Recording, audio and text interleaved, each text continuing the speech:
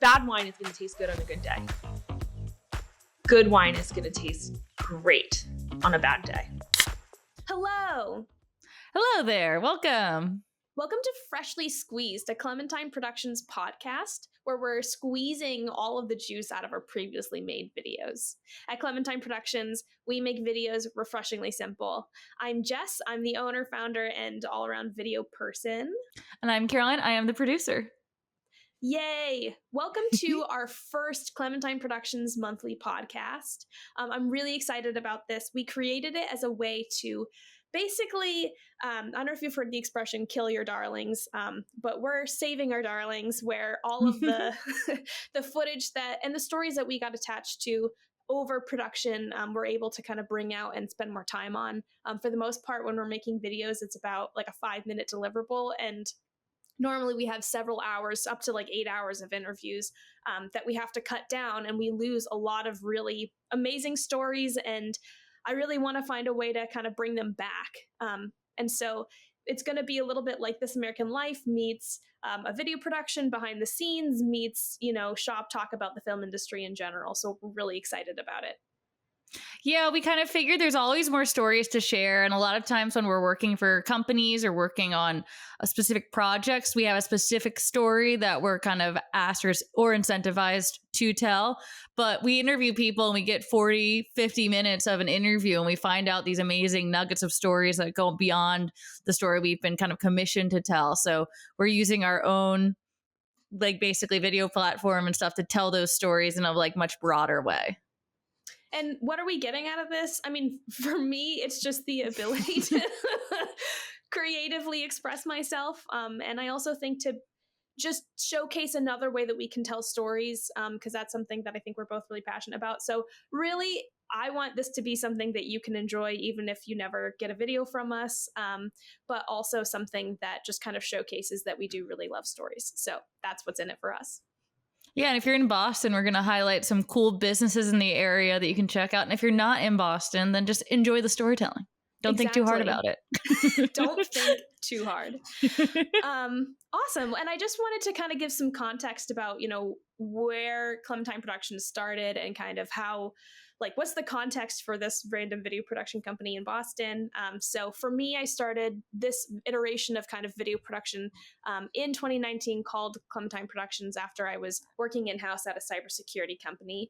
And for me, the kind of core philosophy that I have is, dare to be yourself and dare to have a personality in marketing, because there's a lot of kind of smoothing over and homogenization that happens with marketing, which makes total sense. But I think the people who are able to be themselves really stand out. And so that's something that we've always wanted to make space for, is making people feel comfortable when they're being interviewed, showing them the strengths that they have that they can highlight on camera. So for me, all of this is about, what's most interesting to me is people who are authentic and themselves and being able to pull that out of them. And I joined Jess in, I think it was now 2020, early 2024. I'd been doing some freelance contract work with her beforehand, but luckily, and I guess we can thank Melissa Spillane for it, we connected when I started freelancing, and we've just meshed really well. We've worked on a bunch of projects together since, and this is our most recent project we're working on together. So I'm excited to help out. Yeah. And we've been able to do some really cool stuff together. We've worked conferences. We've worked with the Museum of Science this year. We worked with Boston University this year. I've had the chance to work with the commuter rail. So, we really love working with these big Boston institutions. And then we've also been able to work with like cool local small businesses like La Madeleine in Quincy. And, there was Curl Bar in Somerville. I don't know if that was like close around their time. So we have like a ton of really cool, just like a really diverse client base. And so that gives us the opportunity to tell some really, really cool stories. So there's going to be even more coming up.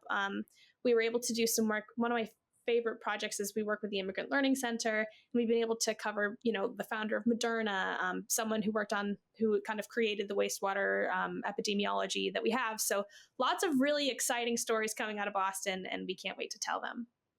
Yeah, and today we're going to talk about Joe's Liquors, which is probably one of the first projects we worked on together. And before we get into like the meat and the nitty gritty of it, we just wanted to share the video that we created with you guys. So we'll have that play like right now. My name is Colleen Robichaud-Mountzoros, and my brother and I run our family's business, Joe's Liquor, in East Somerville. My name is PJ Robichaud. My sister and I own Joe's Liquor in Somerville.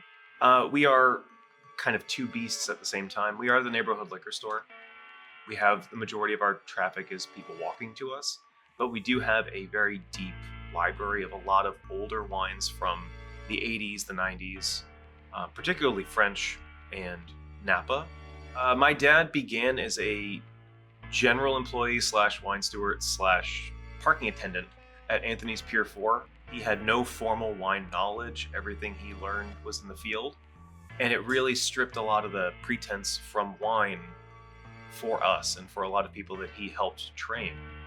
Wine should be an inclusive and approachable thing. We think of fine wine, we think of our dad, we think of sitting at the kitchen table. You can enjoy a great bottle of wine around your kitchen table as much, if not better, than in that formal setting. So the library began about 10 years ago at this point. We have a sister. She was moving and they decided to put books out in the store. And slowly over time, people have kind of caught on. So it went from like a 3-foot section in a wine crate to an entire shelving unit. And now it's the back corner of our store. We don't maintain it. We don't stock it. It is completely community driven. I walk to work.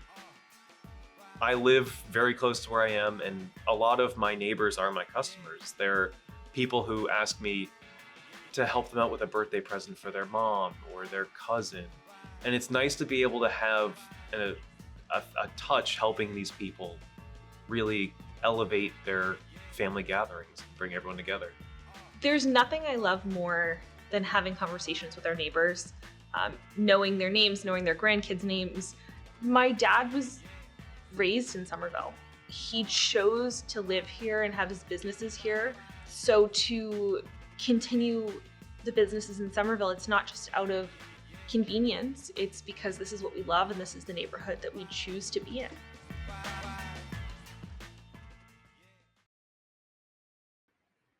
So that's the video we created for East Somerville Main Street, which was the project that we were working on for the Joe's Liquors video. And so in a few minutes, we're going to get into kind of what we thought about that and how that project was laid out and kind of our reinterpretation of the interviews that we give a little bit more love into. But before we do that, we wanted to do a little segment that's just for fun for us, where we kind of do our industry inspirations. So we thought it'd be fun to just take a step back from all the video production stuff and talk about videos as consumers and kind of what we're watching this week, what we're really liking, and kind of what is making us as filmmakers and producers and writers and editors feel inspired. So it's going to be a little bit of like a 5-minute gab about shows that we're obsessed with or movies that we've really liked. So I'll let Jess hit it off with what she wants to talk about this week.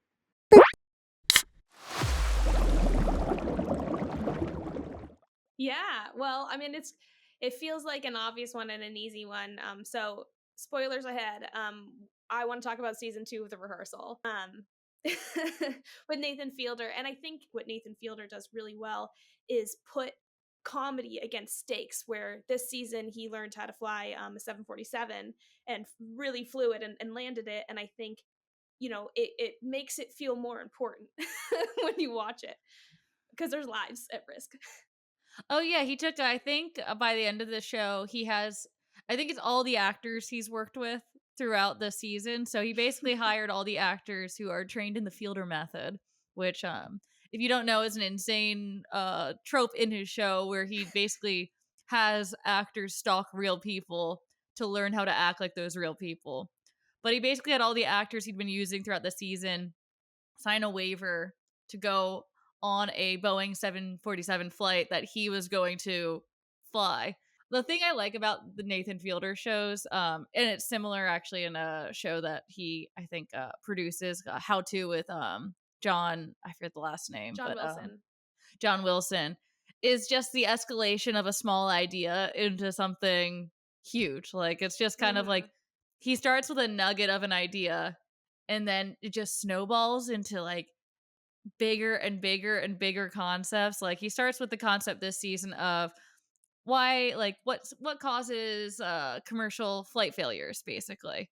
And he throws himself fully into it in a way that I think not a lot of people are. And like that personal risk, like if he is flying a 747, it's not just, I mean, obviously it's the people at risk, but he could die too. And he practiced flying for I think 2 years, they said on the show. And he admitted that it took him longer than most people. Like he was not a natural Mhm. at learning how to fly. He had a lot of kind of intervention from his teachers at the time. And I'm someone who will never learn how to fly a plane by choice. And I Same. can't imagine knowing that I'm a slower student than most people and then trying to go up alone for the first time. Like it's Yeah. just like it's a high risk situation for a high payoff, which is like admirable, but it's just so impressive kind of the lengths Nathan Fielder goes to, I think, to tell a joke, but like it's interesting because it's not totally a joke, you know? Mhm. Well, and I mean, I think that's the thing that makes it so special is that he's really learning how to fly and he really has to overcome an obstacle. And if you think about like good storytelling, it's character in pursuit of a goal despite an obstacle. And for him, it's just like it's insane to learn how to fly, and it's insane to learn how to fly a commercial plane where you normally start on a smaller plane. Um, so yeah, I think I think we're in a really golden age of television where Nathan Fielder can get a budget and do what he wants. Um, Yeah. for Well, and real. I think one thing that Nathan Fielder does, like sometimes even unexpectedly, and it kind of ties back to what we're talking about a little bit today. So as kind of trying to make the transition work, Woo. um, he really just will sit down and talk to people and kind of let them talk. Mhm. And I think part of the joy of watching it is that you sometimes get some like really awkward people. And I've heard people kind of say, like, oh, where's he find these people? These people are so Mhm. awkward. But I think it's just the sustained talking about like nothing, kind of talking about mundane things or getting someone who's not used to being on camera and kind of getting them to open up. You do discover these like weird quirks. We all have weird quirks. And I think that's kind of the joy of what he does is talking to someone who seems very bland and then finding out they have like some insane collection in their house, you know, and kind of seeing beyond just the person walking down the street. And he does that with a few people throughout this season. He's done it in a lot of his other shows where you just kind of escalate and you pick away and you find out that this person has a lot of unique qualities to them that are sometimes bizarre, sometimes just like interesting to see. And I always appreciate just the kind of weird characters he finds throughout it. Mhm. Because like I feel like weird is an unkind word to say. It's not exactly what I mean, Well, the but woman who has a crush on Einstein was yes, very strange. exactly. Yeah, Um, it's kind of like I if you give people like the like ability to talk, like they'll say interesting and fun things, you That know? is Like very true. One thing that I really learned from John Wilson, which is the other, so Nathan Fielder produced this show, and it feels kind of like a spiritual successor in a lot of ways. But John Wilson is a filmmaker in his own right, and one thing he talked about that actually really changed the way that I approach filmmaking in general is he said that no matter where you are, what you're filming, the person is always affected by who's behind the camera. And what he mhm. does is he makes himself a character, so it actually puts their behavior more in context. And so John Mhm. Wilson is like a really awkward guy, and when you see people kind of treat him badly or strangely or they're weird back, it makes sense because he's so weird and he's kind of giving that off. And I realized for me that that's something that I have to be very careful of when I go into a filmmaking environment is that my energy is going to appear in the frame without me knowing it. So if I Mhm. feel like stressed or I'm overwhelmed or I'm not feeling confident, that can people will end up mirroring that back to you.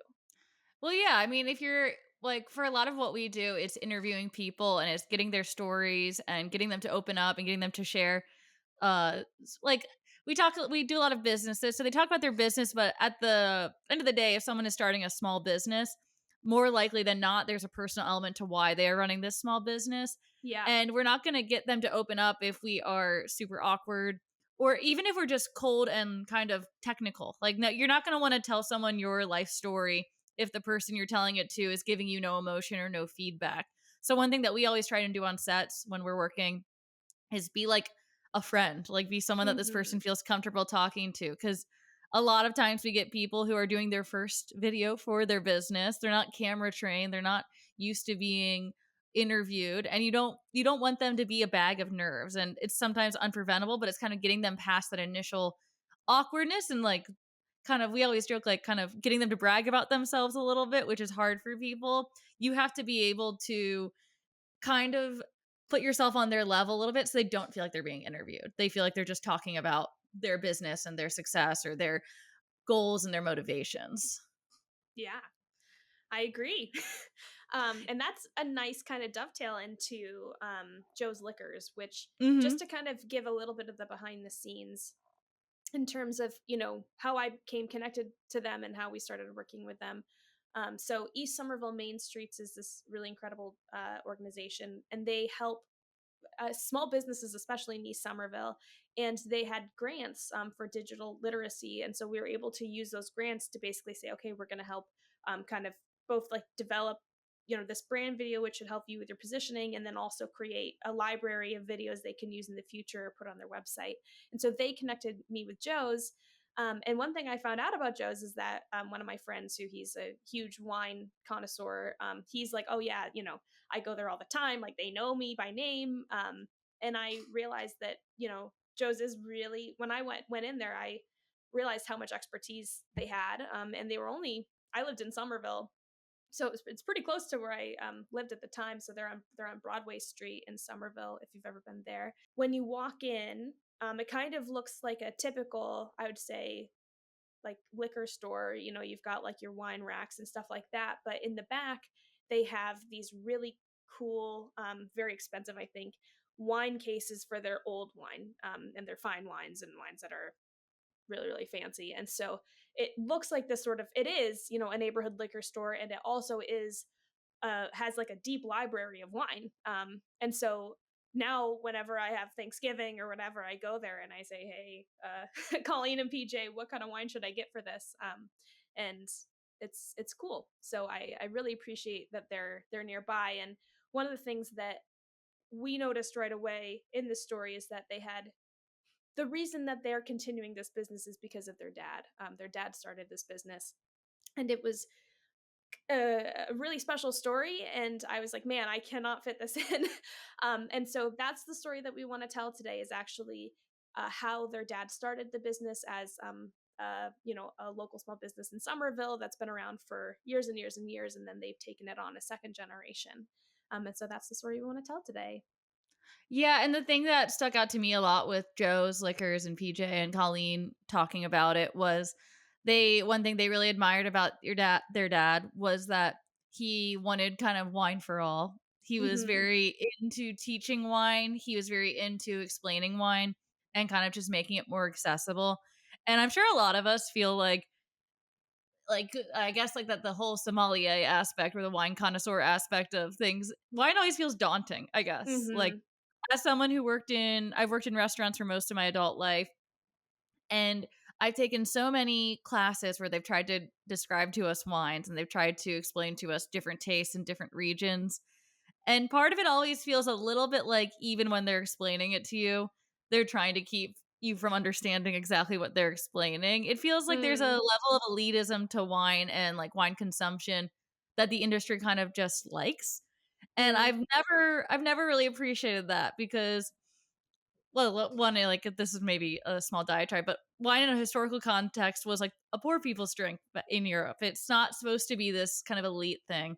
Mm-hmm. And so I always felt a little bit like, well, why are we making wine so hard to understand? Why are you telling me like the different, like, why are you telling me this soil makes this or that like region makes that? Why aren't you like describing the taste more to me? And why are we using words like sanguine to describe it when I don't use that word in real life? And one thing I felt that I appreciated listening to the Joe's Liquors crew with PJ and Colleen, was that they're really trying to break down those barriers that make wine hard to understand. They're trying to let people know that there is wine that's accessible to them at any price range and that they can become knowledgeable in wine. They can recommend wine to people. They can have favorite wines and they don't have to be taking expert classes in it. So that was one thing we thought was really cool about them. And part of that was kind of an honoring the legacy of their dad. And so with this little interview that we've sliced together from our cutting room floor, we wanted to kind of give Joe's Liquors and their dad a little proper honoring that they deserve. So Awesome. Well, sit back, relax, and listen to this retelling of Joe's Liquors, and its founding. Boop, boop, boop, boop. My name is PJ Robichaux. My sister and I own a wine shop in East Somerville Main Streets. We are second generation. Our father started it in 1996, 1997. He was a wine collector who wanted to find wines that he could not get otherwise. So we've been continuing on that path since, almost 30 years, I guess. We are a corner store. We do specialize in vintage wines, oddball stuff from the past, but we also have quite a bit of modern beers, modern spirits, and modern fun wines too. My name is Colleen Robichaud-Mountzeros, and my brother and I run our family's business, Joe's Liquor, in East Somerville. My dad ran away from home when he was 14 years old, and he kind of picked up every odd job he could get his hands on. One of the jobs he was able to get was kind of whatever they need at Anthony's Pier 4 in the Seaport, which at the time was the highest grossing restaurant in the country. He would call every morning and fill in, and PJ and I have heard this story 1,000 times. But Dad would call and say, did anyone call in sick? Can I take their job? And that would be valet parking. That would be clearing tables or waiting or doing dishes or really whatever they needed. And one of the days the wine steward called out sick. So my dad said, can I do their job? And they let him. So he kind of had a crash course in the finest wines in the world over a 2-day span, where at the time, wine stewards would carry this little silver cup around, and you'd have to take a sip out of every single bottle to make sure that it wasn't faulted or didn't have any issues, or to check the authenticity of the bottle. And so my dad was tasting the best vintages of the best wines produced at a pretty young age. He lied about his age, so it's not the restaurant's fault. It was 100% my dad's fault. Well, I think one thing that I really admire, just like about their dad, is that he is such a self-starter, and he basically wormed his way into a job at that restaurant. And so I think that's pretty cool, because it is hard to break into a lot of different things, and it basically just took him being persistent and annoying to get through. I felt like this was almost like when they were telling us this, it felt like a sequence in a movie. Like I always admire the people who are kind of willing to slightly lie to get into a position. So him lying about his age, I thought was kind of funny. And it's also a little bit more like in the past, something that I feel like happen more often, but kind of the grit and like tenacity to kind of be like, I want this. I'm going to call every day.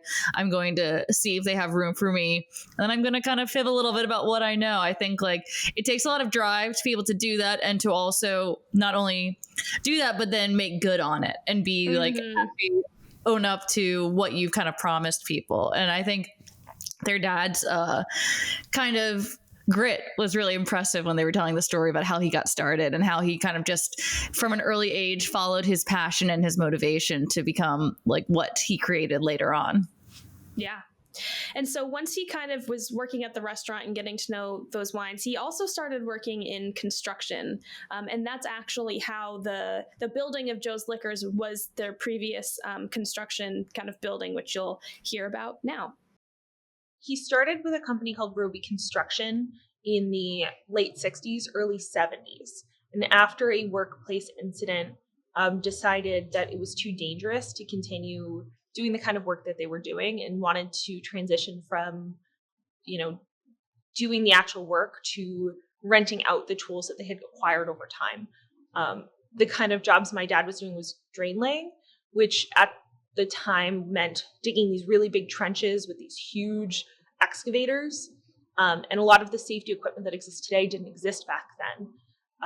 So he decided to start renting out his equipment. And after 5 or 10 years, they kept buying more equipment to rent out. And slowly, Roby Construction ended up as Roby Tool Sales and Rental. He understood the value of investing in himself. So every time they had a profitable section of business, he would turn it around and reinvest into the business, whether that was expanding the business or buying a piece of real estate or buying inventory. So within 50 years, my dad had accumulated, especially in this neighborhood, 2 neighboring buildings. One of them was where his original location of Roby Tool Sale was, and that's the building that we first put Joe's Liquor in. This building became available. He bought it and moved Roby Tool Sales into this building. So for 20 years, Roby Tool Sales was actually inside of this building. and he had an open retail space. When a liquor license became available, he had originally had tenants. They weren't approved for the license for whatever reason. And rather than abandoning the plan of opening a wine or liquor store in the location, he said, you know what? I want access to the wines I want. It's easier if I do it myself. Let's just buy the license ourselves and open a wine shop in the location. We began in East Somerville, actually across the street, where Michette is right now. We had all 4 of those bays. We moved over here in about 2018. We missed Thanksgiving that year. We were open for Christmas and New Year's. This used to be the Roby Tool Spot. Before that, it was Grover's Pharmacy.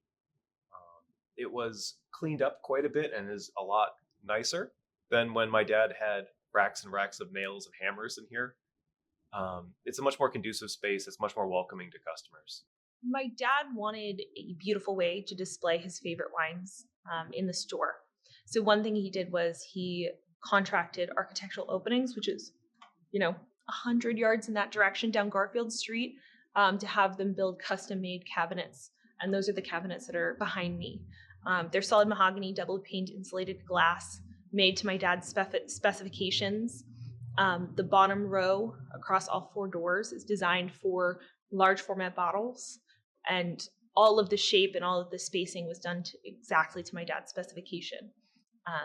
He really wanted to work with a local business to have them made. So he went over and spoke with Steve at Architectural Openings, and they argued over what they wanted to do, and they produced these absolutely beautiful cabinets for us. He started a wine group, and it had a bunch of different people in it. There were academics, and there was also just kind of people from around the community. And I just wanted to put this in context of how I think this is really emblematic of Somerville specifically, just because, in Cambridge, you have Harvard, you've got MIT nearby, you've got all of these schools. And so there is sort of this like big academic presence in Boston. But then the other sort of, I'd say, flavor of Boston is also this kind of, down to earth, blue collar, especially like in Somerville, like old Somerville, like they've been there forever. They're very loyal to Somerville. And so I really feel like their dad was able to kind of be this connection between those 2 worlds. Yeah, and it kind of goes to what we've been mentioning, is that their dad really was focused on making wine a community experience and not just something that he enjoyed by himself. And it's one of those things where, and you'll hear about it in just a minute, but it is kind of like you have all these people, maybe some of them know more about wine than others, but they're all working together to talk and enjoy wine. And you never know what you're going to get when you're listening to a bunch of different groups of people who have different experiences and different ways of life, like share a bottle of wine. And I thought that was just kind of cool that he was so kind of, I guess, like proactive in sharing his joy and love of wine.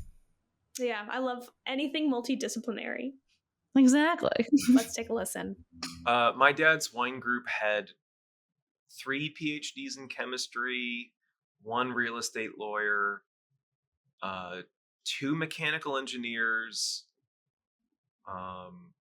It was a very diverse and eclectic crowd.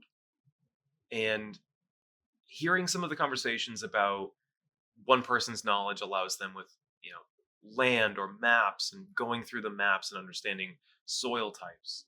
And then you hear another person begin to describe the chemical process of why one type of wine will age differently in larger or smaller barrels depending upon surface area constraints. And someone else talking about the chemical composition of a particular acid that exists in one type of wine. It was a very fun and exciting childhood growing up listening to all of these diverse opinions. When we think of wine, we think of our dad, and when we think of fine wine, we think of our kitchen table and Saturday nights, which is when he would always open something fabulous with one of his best friends. And whoever would sit and listen to him was allowed to have a glass. So it's wine is family to us. Wine is home. I used to joke with my dad that you could tell how bad my day was depending on how expensive the bottle of wine was. Bad wine is going to taste good on a good day. Good wine is going to taste great on a bad day. You don't need the special occasion. honestly, a fabulous bottle of wine on a random Tuesday is going to make that Tuesday an amazing experience. Try to make sure that we're featuring products that we enjoy drinking ourselves. One thing that PJ and I had a big conversation about when we first started stepping into leadership roles was we wanted to get rid of the upsell. There's nothing worse than going into a store with a specific request and being told, oh, this is exactly what you want. And it's because the store is trying to hit a number. And that item is, 20 or 30% higher than your budget. Well, we wanted to make sure that we didn't do that as a business anymore, because repeat business is the best kind of business. And we want to make sure that every time a customer leaves, they're happy with their experience and they're happy with what we've handed them. In the beginning of 2018, my dad was diagnosed with melanoma, which is a pretty aggressive form of skin cancer. And we knew that certain changes had to happen. Really took over in leadership position in about 2018. When we were moving a little bit before, my father was diagnosed with melanoma and had to really step up with my sister to take over. With an aggressive form of cancer, you have to be a full-time patient.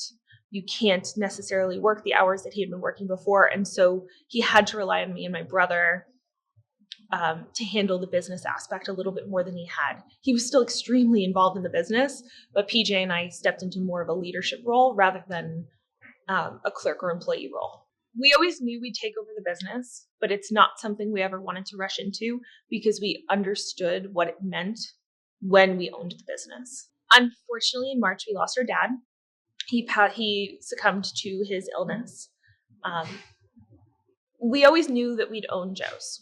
PJ and I, Dad had a rule that whoever worked the business got the business. And PJ and I had worked here consistently, and we worked very well together for many years. So we knew inevitably the business was ours, but it's not something that we ever wanted because we knew what that would mean. When Dad passed away and the business became ours, it was much more bitter than sweet. When we think of wine, we think of our dad, and when we think of fine wine, we think of our kitchen table and Saturday nights, which is when he would always open something fabulous with one of his best friends. And whoever would sit and listen to him was allowed to have a glass. So it's wine is family to us. Wine is home.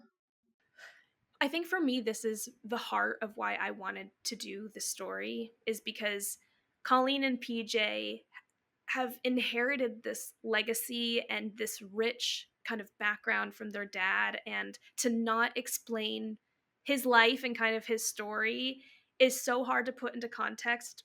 There's the soul of their business, which is, cares about it being accessible, but it's also academic. It's nerdy about wine, but in this like loving familial way. And so to me, this is the heart of why they do that they do, is because their dad has kind of built this beautiful world that they've inherited. Well, and I think it's a testament to kind of their dad's legacy, as they mentioned, because I think a lot of us can relate to the idea that sometimes your parents are passionate about something and that passion doesn't necessarily translate over to the kids, but they are both as passionate, if not more, about wine as their dad was. And I think that really shows that the way that he brought wine into their lives and the way that he shared it with his children was like a hallmark of their relationship. And I think it just shows something really special that two of his children are so willing and so dedicated to carrying on his legacy and his store and what that store meant to him, that they're dedicating their lives and their careers to being the next generation of Joe's Liquors. That's right. And so we're just going to hear about them kind of describe it and what they do on a day-to-day basis. I really want to continue on the same path that my dad led us on. Selling luxury goods is really fun, but you need to put it back into your neighborhood, especially. PJ and I both live within walking distance of the store. We grew up around here, so we want to make sure that our neighborhood is taken care of, and not just ourselves. We are kind of two beasts at the same time. We are the neighborhood liquor store. We have the majority of our traffic is people walking to us, but we do have a very deep library of a lot of older wines from the 80s, the 90s, particularly French and Napa. We opened up right before 2000, when a lot of the distributors were kind of devouring each other in the city. So we were able to get a lot of wines that normally would not be allocated to us. I usually work with smaller producers. I usually work as much as I can with the actual winemaker or importer, someone who has more of a direct hands-on with the product. It's as much as I can support small and local as I can. There's not a lot of wines in New England that are really of note.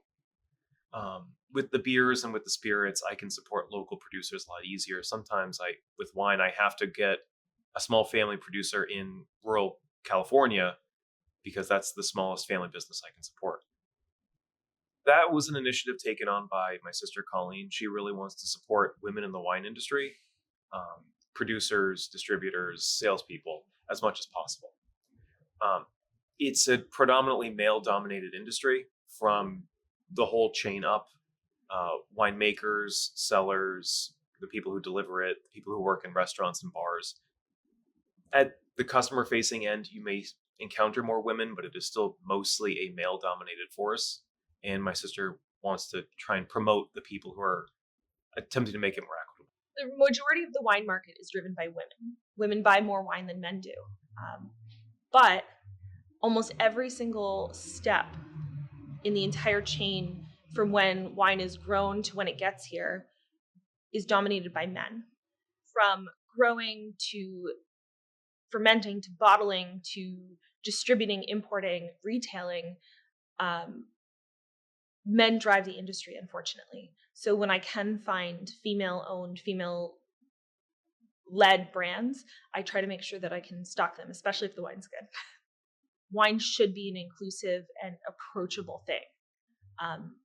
We think of fine wine, we think of our dad, we think of sitting at the kitchen table. You don't need the fancy wine glasses. You don't need to go to the fancy restaurant.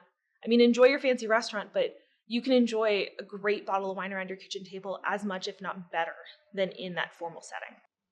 I love this so much. I think all of these facts are, totally correct and killer, that, women are the people who are buying wine and they're not the people who are financially benefiting from wine. And so I really love that Colleen is kind of taking a stand and furthering, I think, the Wine for All mission, honestly. Yeah, I think it is an interesting, it's interesting, and I didn't think about it before we interviewed with them, that women are probably the prime consumers of wine, at least in the United States, and women are the prime buyers of wine, but they're kind of left out of the industry of wine a little bit. So I really admire kind of doing the extra effort and seeking out women-owned vineyards and women-owned wine companies to highlight kind of the discrepancy that I think we all have experienced in different ways throughout different industries. So I appreciate them looking for those smaller companies, and I think it's just really cool. Yeah. And so up next, we're going to just hear some tips about, and these were some of my favorite facts about, how to understand what is nice wine, what is fine wine, how to know if you're actually, how much money you should be spending on wine. That's, that actually makes a difference. So we're going to hear that now. I think the industry determines fine wine as $50 or more a bottle. I have a lot of wiggle space there. To be honest, anything over 20, you're going to get a lovely bottle of wine. And it's like, I could sell you something in the 1,500 or more range, but if it's not something you're going to enjoy, that's not helping. I have some lovely wines that I can sell for 15 or 30 that with a meal and with company are going to be much more enjoyable according to what someone's tastes are. So one of the most important things is, well, yes, fine wines are a beautiful thing. It should be matching the person's desire and expectations from it as well. Our specialty is always going to be fine wine, but we still are a neighborhood shop. We want to make sure that we're able to help all customers that walk in the store from all walks of life. There's nothing I love more than having conversations with our neighbors, knowing their names, knowing their grandkids' names, asking how their sister's doing, hearing about their weddings or their children or, life changes.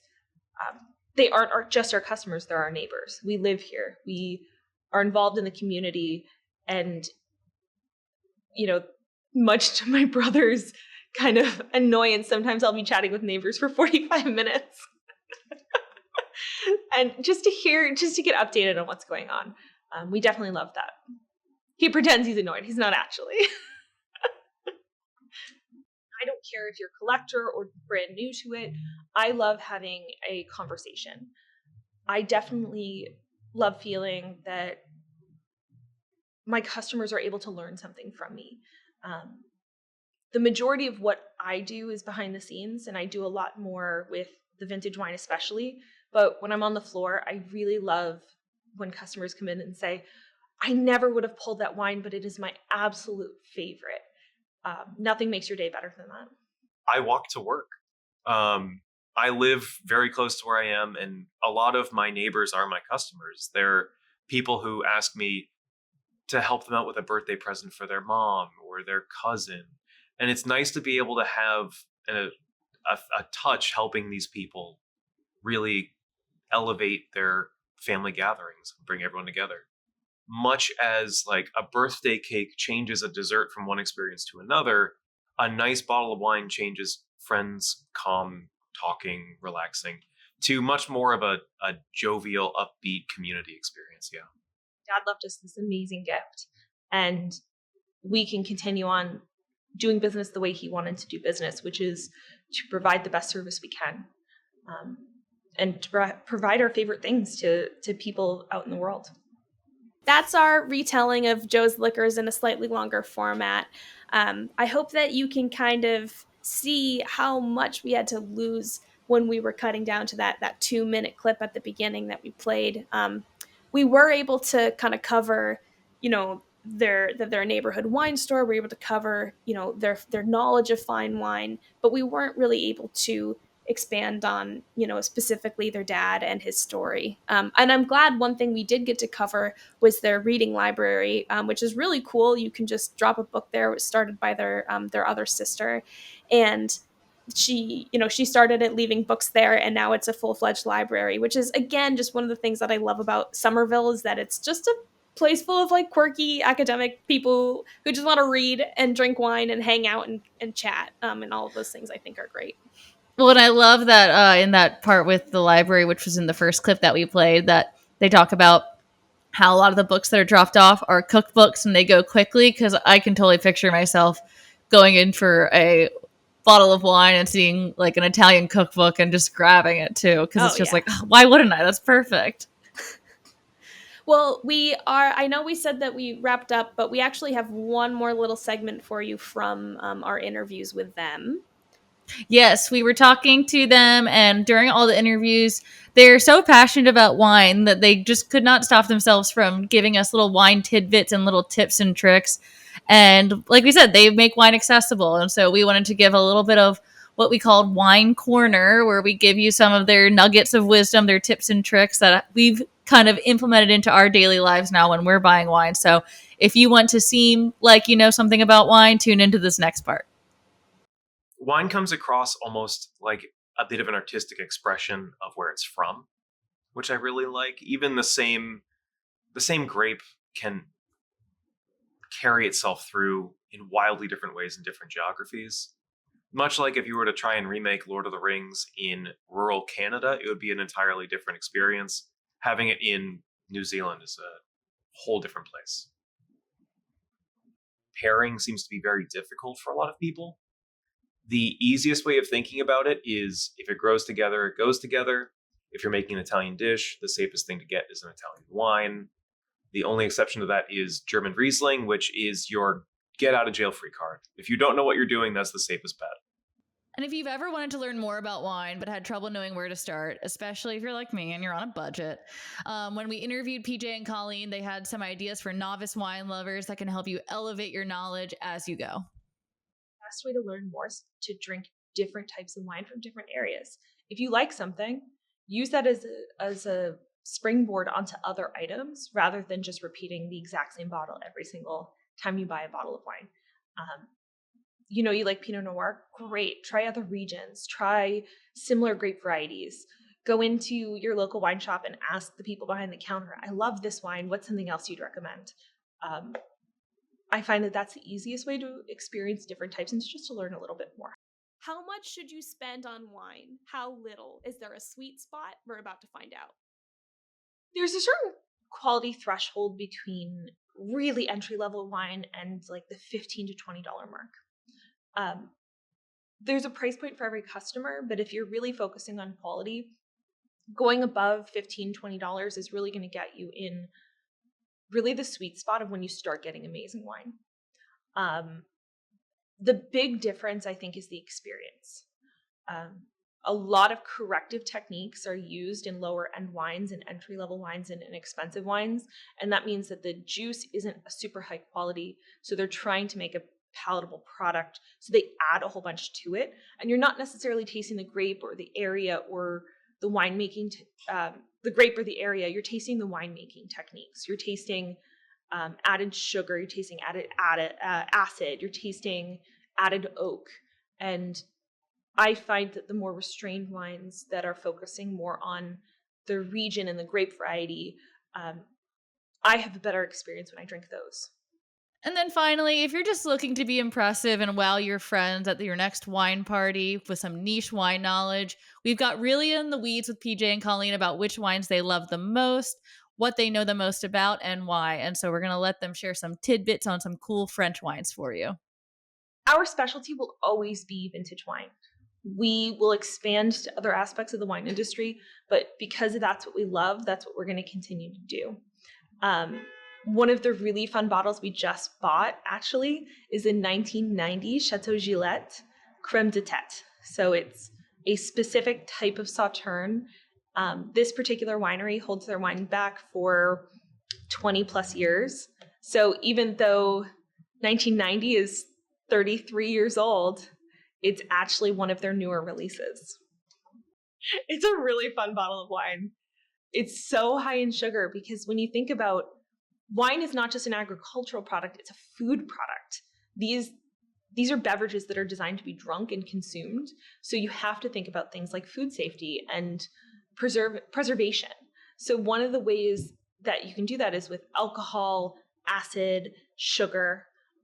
Those are all food preservatives. And one of the reasons that Sauterne lasts for so long is because it's so high in sugar that it actually acts as a longer preservative than some of the red wines are able to age. So it's able to age longer than some of the red wines are able to age. It has almost the same alcohol content as red wine, which is not super common in white wine. White wine tends to be just a little bit lower than red wine, but it can age significantly longer than red wines. We were the largest purchaser at the time of a particular kind of dessert wine from France called a Sauterne. We still have a phenomenal library of Sauternes. I don't know how many. They're a particular kind of white dessert wine that is both exposed to a botrytis yeast as well as a traditional fermentation yeast. And it creates a whole new list of flavors, pineapple, the little fruit cocktail cups. Trying to keep all of those in stock, and I don't have a memorized list at this point because half the time I move a box and forget where things are. We do have the ability to pull from distributors nowadays who have some deep cellars as well. But if I'm trying to pull off that list, it's going to be direct imported from France and will take some time. Yeah, we have a Sauterne that dates back to the 1930s. The oldest wine I've ever had personally was from 1834. Madeira is a intentionally slowly spoiled wine. Much like port or Sauterne, you need to have something that will cause the wine to last that long. Sauterne is just sugar content. Port is extra alcohol with the fortified brandy. Madeira is a slowly cooked wine in a controlled method. They're an interesting and enjoyable experience, but Madeiras are not something that I would have every day. I wish that more people knew that wine can be accessible. I wish there were more shops like mine where you can walk in, you know the people behind the counter and you can trust their palates. And then it's not about hitting a number. It's about, providing the best service that they can. But even if you don't have that, you can find amazing wine in pretty much any shop. You just need to look for the hidden gems, and maybe not the things that you're going to see on a billboard or in every single grocery store. And that was Wine Corner.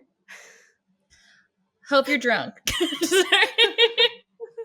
This has been our first podcast from Clementine Productions, freshly squeezing the juice out of our old videos. That is,